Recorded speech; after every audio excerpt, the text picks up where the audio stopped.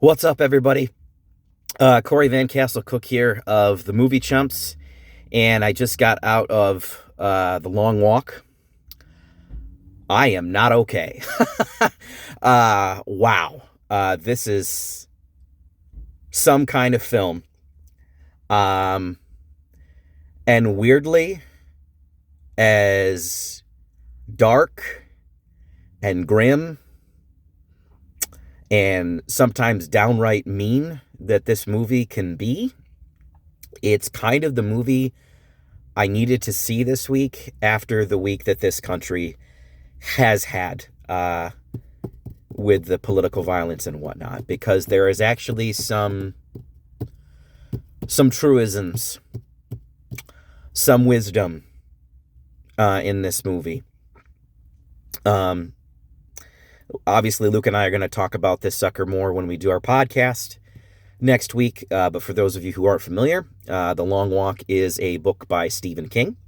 It was actually written when he was about 19 or 20 years old in response to the Vietnam War at the time. They did not publish it until late 70s under his pseudonym Richard Bachman. For those of you who don't know, Stephen King published several works under the name Richard Bachman. One of them also being The Running Man, which comes out in 2 months. It's directed by Francis Lawrence, who did Constantine and also several of the Hunger Games movies. Written by J.T. Molnar, who, if you did not see Strange Darling last year, really check that out because it's awesome. And I gotta say, from top to bottom, this is probably in my top 3 so far of the year. There's not been a movie so far this year that has punched me in the gut quite like The Long Walk. There's a lot of layers to this movie that speaks to our times, but not in a pedantic way. There's actually some hopefulness to this, even though it's so grim, because this thing is grim and it does not shy away from the violence, and it does not shy away from the bodily situations, because, of basically walking until you've got nothing left. Some highlights for this is that Francis Lawrence, I think maybe he was the perfect person to direct this. This is a guy, along with J.T. Molnar, who wrote this, that clearly loved the book and was very passionate about the book.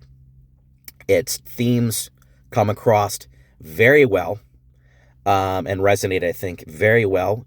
It's filmed in sequence, which is interesting. And it's kind of like, there's this grimness to it. There's this almost faded yellowness to it. It's kind of basically like Stand By Me meets The Hunger Games, oddly, in some ways. And you're invested in this journey because you're invested with the people that are there, that become friends along the way, even though knowing that it's going to end in tragedy for everybody, all of them except for one. Some highlights for this: Mark Hamill. He's just, you hate him as the Major. He's almost, in some ways, almost cartoonish at times, but I think that's basically by design. And I understand why they went with that. Ben Wang plays a great character that kind of gets the most laughs. It's funny. It's one of those movies that I felt like the way that the guys interact with each other and talk to each other and bullshitted with each other is something like I felt like, oh, that's the kind of way I used to do it when I was a kid and I had friends growing up. In terms of a really strong score, not sure who did it, kind of pumped in at just the right times.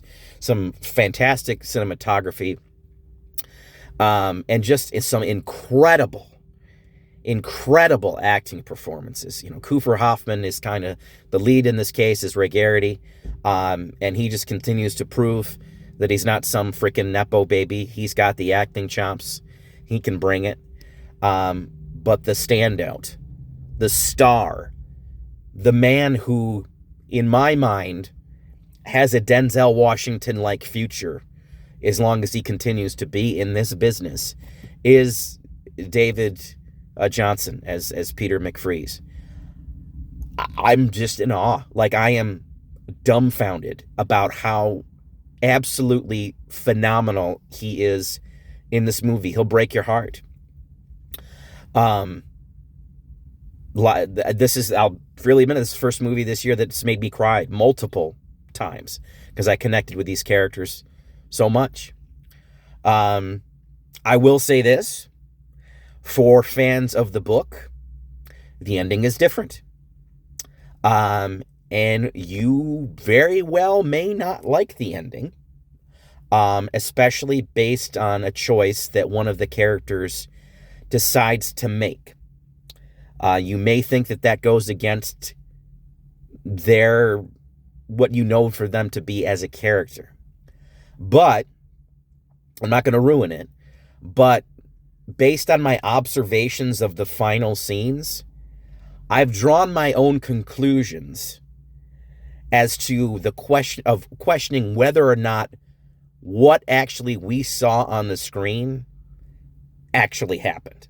And I know that's very nebulous and vague, and you're like, Corey, what the hell? But I don't want to ruin it, and you might come to the same conclusions that I did when you watch the film. I am going to go, I might make a pretty controversial statement at this point, but in terms of Stephen King adaptations, this ranks number 3 for me. I go Shawshank 1, Green Mile 2, and then Long Walk number 3. And yes, above Stand By Me. I know that's not going to be a popular opinion, but I think it's the third best. This is not a fun watch, guys. You're not going to come out of here feeling great. But if you like a strong story, if you love amazing acting performances, I mean, this movie I saw in a packed theater, and I heard more than one person bawling their eyes out. So this is one hell of a movie. Absolutely going to buy this sucker when it comes out on 4K. It's a strong 9 out of 10 for me. Anyway, that's it for me. Corey of the Movie Chumps. I'll see everybody next time. Peace.